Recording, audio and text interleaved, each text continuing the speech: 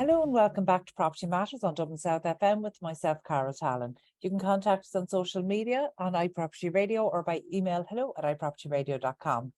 This week I'm chatting to Sean McNulty of Rethink Money, qualified financial advisor, investment, insurance and mortgage advisor. And today we're going to talk about all things money and the easiest way to manage it. Sean, you're very welcome. Thank you so much for joining us. Harold, thank you very much for having me on. It's an absolute pleasure to join you. Thanks, Sean. Sean, Rethink Money, you're not the average broker, are you? No, safe to say that we're going against the grain when it comes to the provision of financial advice. I suppose we set out in a journey, and it's coming on 10 years now.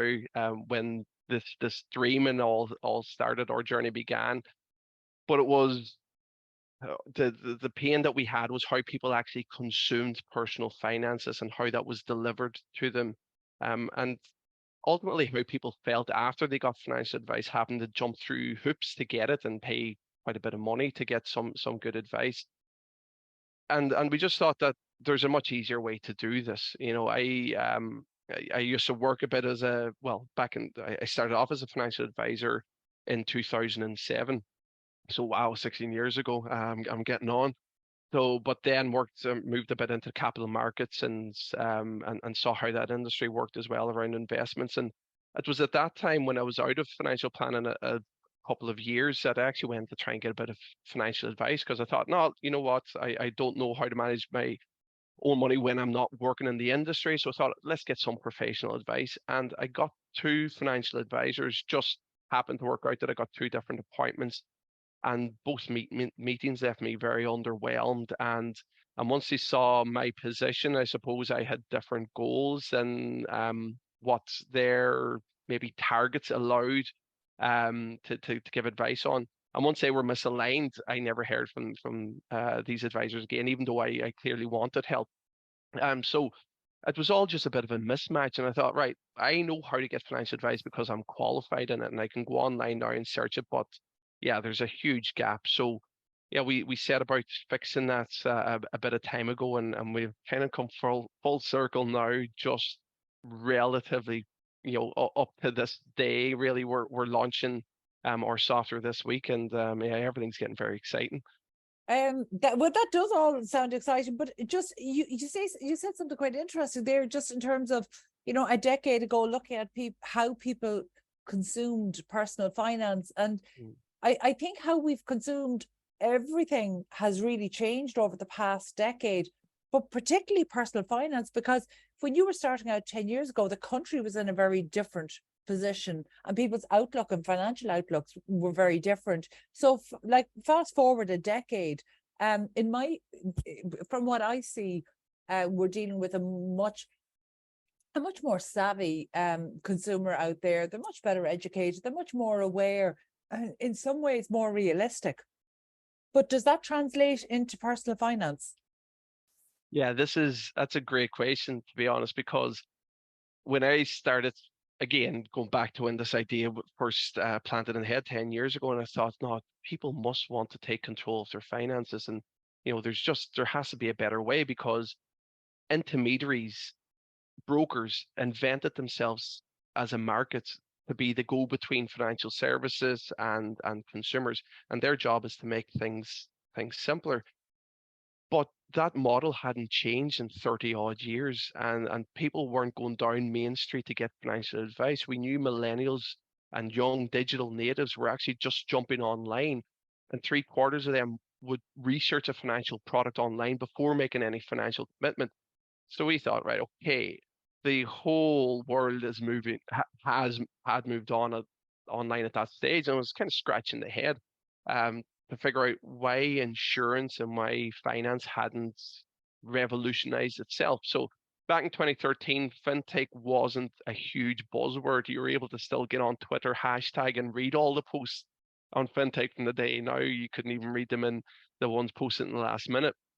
So it's what we've seen in the last 10 years is the banking industry has adapted and has revolutionized itself, because I always use the old analogy that if you had told somebody in the 90s that banks would operate extremely efficiently without the bank tellers being there, then people would have laughed at you. But we see what's happened, with fintech and with that balloon of innovation and investment into there. But again, with the insurance side, with the mortgage side, with the financial advice provision, that model has not changed. All through the years when we were in the startup scene and when we were talking to companies and around the tech scene, we've seen these loads of fintechs bust up, or explode onto the scene, like, the likes of Robinhood, the likes of Nutmeg, where you're providing a solution to a problem. And that's one specific problem with personal finances. But from my experience and my knowledge as a financial advisor is like, I can't sit in front of you and give you financial advice on investments if the rest of your finances aren't up to scratch, or there's gaping holes in your protection needs, for example. So I've always liked to give a holistic approach, and that's what best financial advice is sitting down with a client and actually saying, well, tell me your data, okay? Because there's processes, right? There's stages to financial sales call. You have your introduction, your fact find, your pitch, and your close. So if a sales call follows that cycle, right? Okay, you have your introduction, but then the big part is your fact find. So I need to get a specific set of data from you to help me paint a picture of your personal finances. Well, then in that case, can't you just give your specific information to a software like you do in the rest of your digital life? Everyone interacts with digital technology on an ever increasing pace. Okay. So why can't we get financial advice onto that spectrum? And it just wasn't happening. Okay. And we did start, I left, the old tier one investment bank I was working for at the time. I won't mention any names or brands. I'll try and keep it clean. So I left them at the time and I went through Enterprise Ireland, the New Frontiers program, and said, listen, I have this idea, and here I've built this model of what I want to build on Excel, because I was quite good at Excel. I'm not a techie, but I could build what I wanted on Excel. And I have this idea, and yeah, listen, that's first business. We went through the Enterprise Ireland role, but we kind of got swayed in by the banks and kind of got brought to their front door because they caught wind of what we were doing. And they saw the validity and what we were doing as a software, and consumers really wanted us. And it really fitted in with their mantra at the time, which was innovation, customer experience, getting from point A to point B in as efficient way as possible using technology. So we got some very good validation, even though we had a couple of ditches to sit in along the way. And we got a couple of setbacks and, trials and tribulations of a normal startup company. But we learned a lot because we got good validation. We were working within this industry for quite a period of time. So consumer sentiment, yes, has accelerated towards, a digital performance of financial advice. And again, I know I'm kind of shouting out numbers from research that we kind of conducted and curated, but we've always known that digital savvy people, as we call them, people who grew up with tech, will go online and do their research. But again, there is an element of people when it comes to financial advice, and I kind of call this the ostrich effect sometimes, where people are afraid of it, so they stick their head in the sand and they actually put, the financial review or consultation on the long finger. And then you have the problem where people don't know where to go for financial advice, because that broker model, I believe, of asking your mum and dad who their financial advisor was and going down that road for financial advice, I believe that's broken or breaking, and they're not going that way anymore. So it was all about how we could marry up what we were doing in the software space, obviously being wholly compliant in terms of what the central bank would expect from a financial advisor, and then giving the consumers what they wanted in terms of a customer experience, and matching the CX, the customer experience design, to what you would expect to get from social media. Because let's face it, whether we like it or not, everybody's on some form of social media, whether it's LinkedIn, whether it's TikTok, whether it's Facebook or Instagram. Everybody has a little habit of getting on there. But so it's just to marry that ease of use and that simplicity with something that people find so complex and hard to understand. And it was kind of easy for us because we're like, right, okay, we know finance and technology, and we can make this simple. It's just a bit of a process, and it took us a bit longer than we had expected, but we think we're there now. You mentioned there that the new platform is launching this week. So what will that do for consumers? What is the offering? Like, take us through maybe a typical customer journey that they would go on. Okay, so we have a technology that makes financial advice automated. So now you don't need to actually book a meeting with a financial advisor to actually figure out what your finances are about. So as a financial advisor, out of every 20 meetings I have with clients, 19 of them come to me because they want a specific product. And let's face it, the purchase of financial products are based on human emotions, the wants and the needs.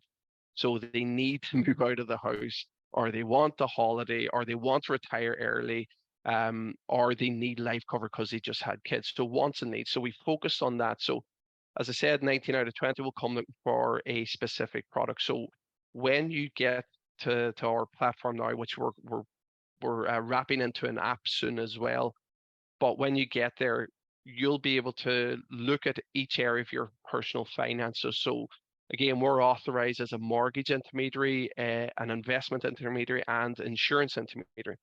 So let's say, for example, it's life insurance just. So essentially all you have to do with our platform is quickly hop into life cover.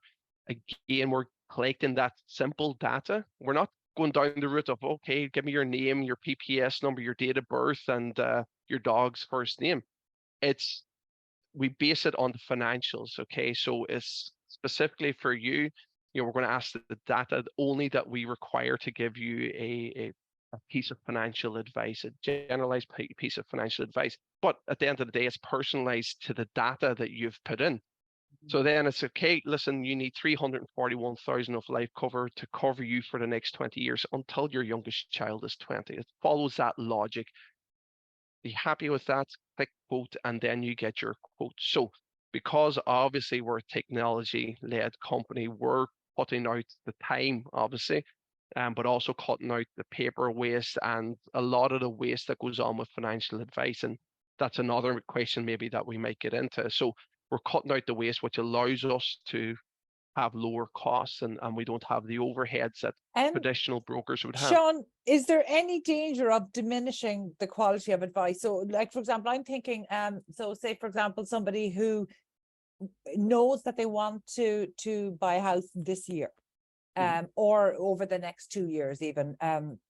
So they essentially they can make application inquiries online, but sometimes what they need is to be told where they're falling down. So, for example, if somebody comes to you and they want to make a mortgage application over the next 12 or 24 months, they're not ready yet based on the financials. Can the software kind of guide their way, the same way that a traditional broker might sit them down and say, listen, you're not there yet. If we put in an application today, it wouldn't be successful. However, these are things you could do over the next 3, 6, 9, or 12 months to make sure that you are ready to do it. And sometimes they can be as simple as disconnecting your Paddy Power account, or sometimes, they might take a little more effort, but essentially you're putting people on a track.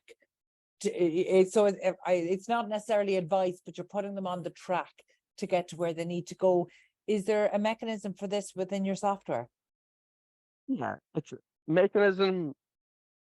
The foundations of that question are written into the logic of our software. So again, what we have built is not just a very static and square piece of software.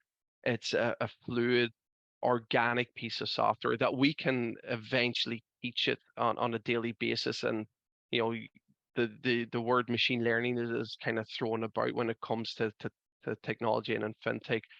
But essentially, it's a growing organism where we can actually let's talk about what we have today. So when you come to a financial broker, and the broker, as you rightly say, is going to direct you and say, well, okay, you're not looking good now. We have already built that into our code. So essentially, the code of our software is me speaking. And what we've done is we've built in different hypotheses for different clients based on the data input. Because let's face it, from a financial advice perspective, everybody's done QFAs, every qualified financial advisor. So that's 6 books. What we have taken is them 6 books and crammed it down into logical code. So to say that, when you meet a financial broker, you're looking really to pass your 4 tests: your net disposable income, your repayment capacity, loan to income, loan to value. So quick fire, essentially. So when people come to our software, the first instance, the first thing that you interact with is just a quick fire quote or discovery, right? So let's look at the mortgage, for example. It's asking a little bit of data input, like your age, like your income. Is it a joint application, first time buyer? And then it's going to assess whether the mortgage that you want is affordable, where you're falling down, and what you need to do to tick all those 4 boxes before going and hitting the submit button, which is right there in the corner. And at the end of the day, we're technology first. We're not just technology. So we have a team of qualified financial advisors sitting in the wings. What we want technology to do is smooth the process so that clients can come and engage with the software, go start to finish, on the couch on a Saturday evening in their pajamas, and not have to worry about, oh, do I have to meet a financial advisor and pay him 250 quid just to actually sit and for him to flabbergast me and use loads of jargon and tell him why we need to pay him 500 more to put the application through him. Whereas no, just here, go and test yourself. That's effectively what you're doing. And one of the older companies, when I started out, was all about the actual name hidden in, which I'll leave as a bit of a breadcrumb, right? The name hidden in was about empowering. It was elenko, which is from the Greek tonolenko, to empower people. And that's all we want to do, is give the tools to make this process really simple. So test yourself with the technology, and that's all you have to do. And then the software will guide you to say, well, now you're falling down here because, for example, over the last 6 months, you haven't been saving the new stressed mortgage amount and you can't prove that repayment capacity. So do that for the next 4 months and then come back. And ideally then what the person does is, well, our technology can obviously pick that up because it happened, and then we'll flag it to them in 4 months going, it's reminder time. Here, jump in, click this button, now hit submit, and now we're ready to collect the information. So the whole process is digital, but through web chat, phone, and video call like we're doing now, there's a QFA that's sitting there, and we do free consultations as well. So it's always going to be manicured. We just want the supported as well. Technology. Yeah, absolutely. Yeah, absolutely. Okay. And I think that giving people control over their finances is really important. As somebody who had exceptionally low financial literacy, and I would probably still be below average, which means I have to work twice as hard just to be able to maintain any sort of stability. Anything that automates this, that automates the process, that makes it easy to stay on track, is a really important one. Particularly because we're seeing the data that first time buyers and people trying to trade up and down, the profiles are really changing. So actually, I'm going to put this question to you, and I don't know if you'll have the information off the top of your head, but it's something we're curious about. We had house hunter Liz O'Kane on the show a couple of weeks ago, and I asked her what the profile of a typical first-time buyer was, because I knew 10 years ago what that profile was. It was fairly well defined. Now it doesn't seem to be very well defined at all. It could be somebody from late 20s if they're exceedingly lucky and in a high level in a relationship with somebody who's earning at a high level as well. But it could be first-time buyers going up to their 50s, which was unheard of even a decade ago. So are you able to kind of give some insight based on the data that you have there? Have you any insights into what the typical profile of a first-time buyer today is? I suppose all I can speak to on that is our own experience and clients that we deal with now. And obviously, as we're just launching software, I'm doing free one-to-one consultations, so actually getting to meet with the first-time buyers.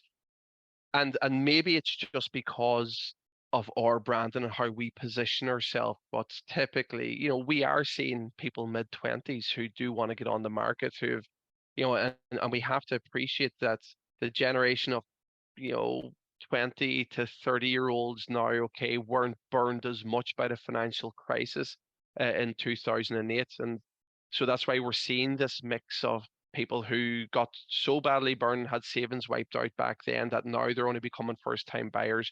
But then the younger generation that are coming through have left college and got into decent jobs and have actually started saving and actually learnt from the scalding that the slightly older generation did receive. But they know what happened in the market, and they know that, I think it's obviously a very Irish thing about getting on the property market and not letting rent be dead money. But we're seeing this diverse mix. So really in our case, we're talking about 25 to 45-year-olds coming in as first time buyers, and probably more weighted towards a younger, 25 to 35. But then we have clients as well who have been in the home renting, and actually a few cases that have happened over the last few months is people just actually finally agreeing a price with a landlord because they've been renting since the For time so back long. shortly after the crash. Yeah. Joe, I'm really delighted to hear that, because even if it is just anecdotal or based on your experience, because we don't have the stats around that. However, only in the last month, I think it was Charlie Weston in The Independent did a report that that there are tenants living in properties today paying a rent that is 50% more than the mortgage if they were to buy that same property. So not even a different property or a larger property. So just the house they're currently renting or the apartment they're currently renting, if they were to secure a mortgage on that, they would essentially save themselves 50%, and that's huge. So I suppose that takes us back to, you talked about people in their mid-20s not being burnt by the crash and therefore having, maybe having sizable savings. But I'm looking at the cost of living and rent. So are these mid-20-year-olds who are living at home? Because that's the only way I could see to do that. Yeah. That, in that case that they would be, and touching on that point that you mentioned about Charlie Western, then it's a bitter cycle then, right? Because they're paying so much on rent. So how do they get out of that cycle of not paying rent and saving for a deposit? And it really, listen, I suppose we can get into the political. No, we can't actually get into the political side and just leave that to the side, right? About the crisis that's happening, but it is a horrible cycle, and of course we saw it much more now. If we cycle or circle back in 10 years ago, 2013, and actually think about how many people actually, because of the crisis, just had to move home with their parents and actually leave where they were renting and stuff. So, but yeah, what we've started to see in our own experience is that it is young professionals that haven't left home too long ago. But I think what's happened as well, to kind of marry that and where people have come out of college and gotten decent jobs, is because the tech industry has boomed so well over the last 10 years. And because, listen, in general, up to 2018, 2019, the markets actually did pretty well. And now what we're seeing is, especially since COVID as well, we're seeing a huge rise in wages and money being paid. And, because of decentralization as well, people can work from home, or maybe call it more work from home rather than decentralization. But that's now because young people could get out of college and start a really good paying job while working from their hometown as well, or working from their parents' sitting room or spare bedroom. Actually allowed them to save money quite quickly. So because of the because of the high level of wages, but allowed them to get there quickly. And of course, we have a lot of generational wealth where the parents are able to help them out with more of the deposit and stuff like that, because things have been good over the last 10 years. Yeah.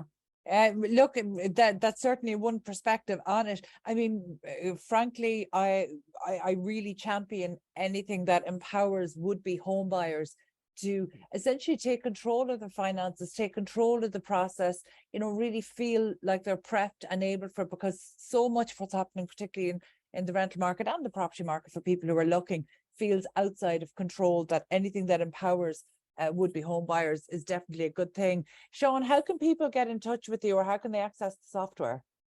Yeah, so just to hit on one point before I quickly do that, just because you mentioned it a couple of times about empowering and education. You mentioned yourself that, you were under maybe educated, as you say, when it comes to managing your finances. And that's the key that we have to deliver as well through our software. Our software is not just sitting there as a static, board that's, punching the figures and it tells you X, Y, and Z. The software is obviously learning as well, but the key is educating people and just saying, listen, here's simple tools. Educate yourself on what you need to do and what boxes you need to tick. And if you go back, why is there such a problem with financial literacy, as you say? It's because we're not educated on it in primary, secondary, or third level education. We're not taught how to manage our finances. And that's a huge problem. So when people do go into the corporate world and they start earning money, they don't know what to do with it, don't know how to manage it. And that's what leads to huge problems. So a large part of what we're doing is educating, is teaching people. And obviously our brand is not just about a software, it's about empowering people, going, listen, you don't have to do it the old way and sit in a dusty office and pay somebody 250. Here's a technology that makes it simple. If you engage with that, if you need help, by the way, touch the button. So, and we'll get in touch and set up a free consultation. So our website is rethinkmoney.ie. We're on the whole usual run of social media on Facebook, Instagram, TikTok, and we do quite a bit of daily videos. It's been a bit hectic recently with getting ready for the software launch, so it's been a bit sporadic. But again, we're trying to build that culture to teach people that, listen, it's really simple, and hopefully we have developed the tools that will make it even simpler for you guys to go and determine and actually take control and educate yourselves on how simple it is to take control of your finances. Super. And to be fair, Sean, you have it clearly laid out in the title, Rethink Money. So thank you so much for joining us today, and best of luck with the software launch. We'll definitely be watching how that goes and encouraging potential home buyers to go in and take a look. Thank you for joining us today. That was Sean McNulty of Rethink Money. And that's it from us this week. You can get in touch with the show on social media at iPropertyRadio or by emailing hello@iPropertyRadio.com. My thanks to the Hear Me Roar production team and to Luke Delaney on sound for Dublin South FM. Until next time, thank you for listening.